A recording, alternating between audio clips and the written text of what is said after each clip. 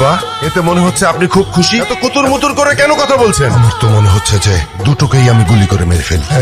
এই ছেলে, তোমার পরিচয় বলো। আমি আতিফ আতিফ খান। নামের সাথে খান মেশালেই কি খানদান হয়ে যায় নাকি? কাজ করো তুমি। করি তো অনেক কিছুই, এখনটা রেখে কোনটা বলবো? আচ্ছা ঠিক আছে, তুমি একটা বলো। এই তো আমি অনলাইনে।